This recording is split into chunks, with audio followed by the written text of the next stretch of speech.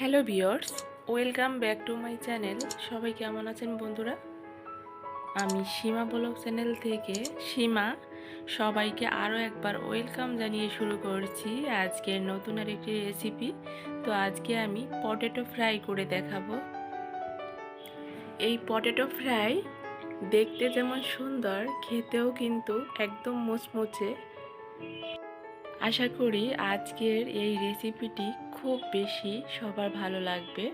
রেসিপিটি ভালো লাগলে আমার চ্যানেলটি সাবস্ক্রাইব করবেন এবং বেল বাটনটি অন করে রাখবেন আমার পরবর্তী ভিডিও নোটিফিকেশন সবার আগে পাওয়ার জন্য।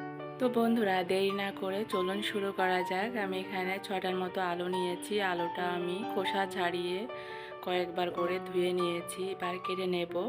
4 কোনা করে আমাকে কেটে নিতে হবে। একদম 4 কোনা করে কেটে নিয়েছি। ঠিক এরকম করে কাটতে হবে। তো বন্ধুরা, আমি এখানে দুটো কাটা নিয়েছি। এটা আমি দিয়ে মাঝে সে আলুটা দিয়ে আমি কিন্তু কেটে নেব, দেখুন। আর হ্যাঁ বন্ধুরা, আপনারা চাইলে কিন্তু বটি দিয়েও কাটতে পারেন। তো বটি দিয়ে কাটতে গেলে কিন্তু একটু ঝামেলা হবে। আর বটি দিয়ে কাটতে গেলে হয়তো বা একটু বেশি কম কেটে যায়, এটাই, এছাড়া অন্য কিছুই না। তো আমি এরকম করেই কেটে নেব, দেখুন। এক পাশে আমি কেটে তো অন্য পাশে আমি ঘুরিয়ে আবার কেটে নেব। একদম ইজি কেটে ফেলতে পারবেন যে কোনো কেউ। দেখুন কত সুন্দর হয়েছে। একদম সবগুলো একই রকম, দেখুন, একটা ছোট বড় কিছুই হয়নি। খুবই ভালো হয়েছে। ঠিক এরকম করে আমি আরেকটা কেটে দেখাবো আপনাদের সুবিধার জন্য। আর হ্যাঁ বন্ধুরা, আমি সবগুলো কিন্তু একই নিয়মে কেটে নেব, দেখুন। আর একদম ইজি, কিন্তু যে কোনো কেউ কিন্তু কেটে নিতে পারে। তো আমি সবগুলো কেটে নিয়ে এবার আমি একটা পাত্র নিয়ে লবণ জল মিশিয়ে আমি এখানে 10 মিনিটের মতো সেই আলুগুলো ভিজিয়ে রাখবো। তো অবশ্যই আপনাকে এখানে 10 মিনিট বলেন 15 মিনিট বলেন ভিজিয়ে রাখবেন, তাহলে কিন্তু ভালো হবে। তা না হলে কিন্তু ভালো হবে না। তো 10 মিনিট আমি লবণ জলে ভিজিয়ে রাখবো। এতে করে কিন্তু এটা সফট হয়ে যাবে, একদম ফুলের মতো হয়ে যাবে। তো দেখুন, আমি 10 মিনিট পরে কিন্তু ফিরে আসছি। আর হাত দিয়ে দেখানোর চেষ্টা করছি। হাত দিলেই কিন্তু একদম ফুলের মতো হয়ে যাচ্ছে। তো ওগুলো তুলে আমি কিন্তু একটা টিস্যু পেপার নিয়ে, দেখুন, আমি যে জলটা থাকে জলটা আমি কিন্তু একদম মুছে নেব। তো একটু জল থাকলে কিন্তু ভালো হবে না, এদিকে খেয়াল রাখতে হবে। তো আমি এবার এখানে 1.5 চামচের মতো কর্নফ্লাওয়ার নিয়েছি, 1.5 চামচের মতো চাউলের গুঁড়া, জিরা ধনে গুঁড়া, শুকনো মরিচের গুঁড়া, সামান্য লবণ দিয়ে দেব।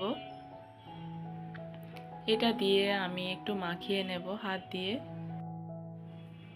আর আমি ভিতর অবধি, দেখুন, হাত দিয়ে এরকম করে ভিতর অবধি দিয়ে দেব। এরকম করেই দিয়ে দিতে হবে সবগুলায়, কারণ যতটা আমি কেটে নিয়েছি ততটার ভিতরেই দিতে হবে, তা না হলে ভালো হবে না। আর দেখুন, এটা আমি দেওয়ার সময় একদম ফুলের মতো হয়ে গিয়েছে, কারণ এটি উপর দিয়ে যতটা কেটে নিয়েছি একদম সফট হয়েছে। তো আপনাকে কিন্তু লবণ তেল দিয়ে যদি আপনি ভিজিয়ে না রাখেন তাহলে সফট হবে না, সেক্ষেত্রে এরকম ফুলের মতো হবে না। তো দেখুন বন্ধুরা, কত চমৎকার লাগছে ভাজার আগেই একদম ফুলের মতো। তো যাই হোক, আমি একটা প্যান বসিয়ে দেব এবার সাদা তেল দিয়ে। তেলটা একটু গরম হয়ে গেলে এবার আমি 4টার মতো দিয়ে দেব। আর আমি কিন্তু এখানে বেশি দিতে পারতাম, তো সেক্ষেত্রে ভালো হতো না। তো আমি 4টার মতো দিয়েছি। 4টায় আমি ভেজে নেব। আর চুলার মানে মিডিয়ামে রাখতে হবে। আর উপর দিয়ে আমি একটু তেলটা উপর দিয়ে, দেখুন, একটু খুন্তি দিয়ে উপরে তেলটা দিয়ে দেব, এতে করে ভালো হবে। তো আপনারাও চেষ্টা করবেন এরকম করে। সত্যি বন্ধুরা, এরকম একটি রেসিপি করলে আপনি মনে হয় একদম পঞ্চমুখ হয়ে যাবেন। আমি যে আপনাদের ভিউ বানানোর জন্য বলছি জাস্ট এটা না, আপনারা বাসায় অবশ্যই চেষ্টা করে দেখবেন। আর আমাকে কমেন্ট করে জানাবেন যে আসলে এই রেসিপিটি কেমন। তো যাই হোক, আমি একটু উল্টিয়ে নিয়েছি। তো নিচের পাশটা দেখুন, নিচের পাশটাও কিন্তু অলরেডি হয়ে গিয়েছে, আর উপরের পাশটা খুব কম সময় লাগবে। দেখুন আমার কিন্তু অলরেডি ভাজা হয়ে গিয়েছে। তো আমি তুলে নেব। দেখুন একদম মানে মুচমুচে, মানে কি বলবো, এক কথায় অসাধারণ। আর হ্যাঁ বন্ধুরা, আপনারা হয়তো বা ভাবতে পারেন যে না, এটা কাঁচা থাকে কি না, ভিতরে কাঁচা থাকবে কি না। তো এটি কিন্তু একদম সিদ্ধ হয়ে যাবে, একদম মুচমুচে হয়ে যাবে ভিতর অবধি। আপনাদের হয়তো বা ডাউট হতেই পারে। তো আমার কথা যদি বিশ্বাস না করেন তাহলে অবশ্যই আপনারা চেষ্টা করে দেখতে পারেন। আর হ্যাঁ বন্ধুরা, দেখুন আমি নামিয়ে নিয়েছি, আর নামানোর পরে কতটা মানে সুন্দর লাগছে দেখতে। আর আমি এখানে কিন্তু উপর দিয়ে একটু ভালো দেখার জন্য এখানে টমেটো সস দিয়েছি। তো আমি টমেটো সসটা নিজে তৈরি করেছি। তো আপনাদের কোনো একদিন দেখিয়ে দেবো টমেটো সস আমি কীভাবে তৈরি করি। আর হ্যাঁ বন্ধুরা, ভাবা যায় যে আলু দিয়ে এরকম একটি দুর্দান্ত স্পেশাল একটি রেসিপি করা যায়।